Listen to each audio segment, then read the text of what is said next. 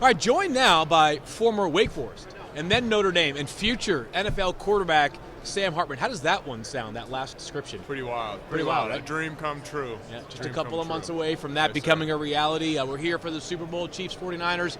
You're here as well to help out some and supporting some good causes. What can you tell us about those? No, for sure. I think that's the most important reason I'm here. I'm training after this, so I'm getting that in. Don't worry, Dad. I'm still training. I know I'm in Vegas. Just freaking out.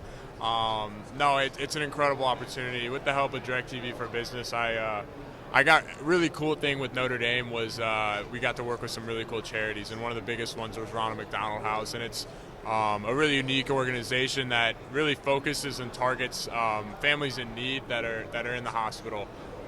You go to your hospital, you do your routine check-ins, and you go home. Some people don't have a place to go back to, and especially for intensive care and things like premature birth and whatnot. And it was really cool because we, during the season, could go as well. So like on a Friday morning before a home game, we'd roll over, me, Coach Freeman, and a couple players, and go. You deliver lunches, you cook, you make.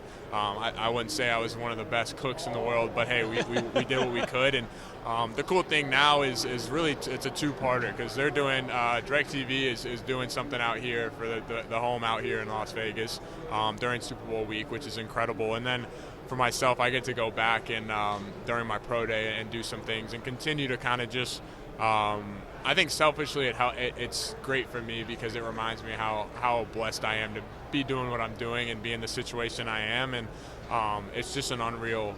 The kids are so happy and saying, you're like, man, you got no reason to be, but it's just it's a really cool organization. Good stuff, making an impact on and off the field. You're just 5 or so days removed from a week down in Mobile, Alabama at the Senior Bowl. Good experience there.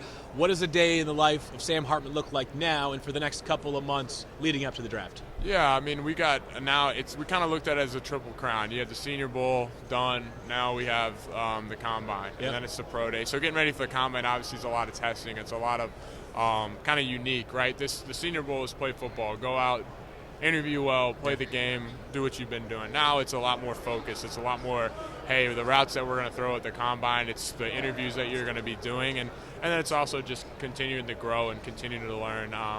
I'm out with 3D QB, so it's pretty cool. I get to be with some of the top quarterback prospects in this draft. Jaden Daniels, Mike Penix, and J.J. McCarthy, and so you're really in it, and you get to see both sides. You get to see the top draft picks, and then to myself, who's on a different path, but also still trying to become, do what they're doing. And I think the process is about self-awareness, and I think the process is about running your own race. You can get caught up. I mean, the same like you with doing these processes, and you see all the media organizations, they're interviewing this guy and they're doing this. For me, it's the same thing. It's this guy's getting this thing, this guy's doing that thing, he's getting this projection, and at the end of the day, we're all trying to make it to the same spot. And yeah, I know my landing and the way I'm going to get there is not going to be the same as Jaden's or Mike's or JJ's, but we're going to the same place, and with everything I've been through, I can make it. And certainly the moment you get in the door, it's no longer about how you got there. It's about what you do once you get into whatever franchise you land with in just a couple of months here. You went to Notre Dame for your final college football season. When you reflect on how maybe that helped you get ready for the NFL, what are some things that come to mind? It was everything. I never want Wake to get overshadowed, though. I learned so much. Course, I grew. Yeah. Wake royalty. Yes, and my book. You may not be. Yeah, I appreciate that, yeah. and I pride myself in that. I pride myself in those relationships that I built with what they did and what we did as a team, and Coach Clawson just as a man and as a head coach. I think he's one of the best in college football. I don't know if there's a team run more sound and more crisp in the country, and I'd love to see one.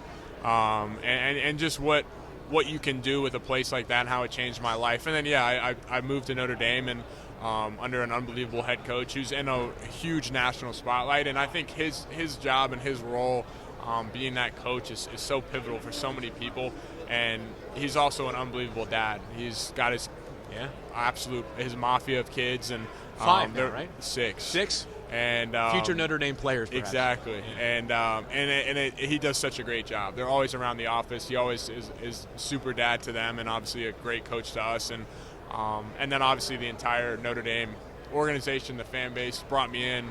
The Golics, right, like we said, is who I'm about to go interview with next. And just the entire place is just so special. And like really the big thing on the field then was getting under center and getting in a huddle, something I had never done. And going to the Senior Bowl, I'm like, oh man, imagine if I was coming out of Wake and trying to get snaps, do all these, take a drop, all these different things. I would have been so far behind, and forever grateful for both places. But Notre Dame became, a second home for me. You're human. It's hard not to look at the stuff that people are saying about where you might go, projections, where you rank relative to other quarterbacks. How much of that are you able to avoid, and how much of that do you consume as a draft prospect? I think I was talking to somebody else about it. It's pretty funny. Like when you're out of it, that's all you're looking at. Yeah. Oh, that's great. That's a bad. He's really good. Now you're like, I don't want to see any of that. And I think that's kind of what I talked about with self-awareness. Yeah.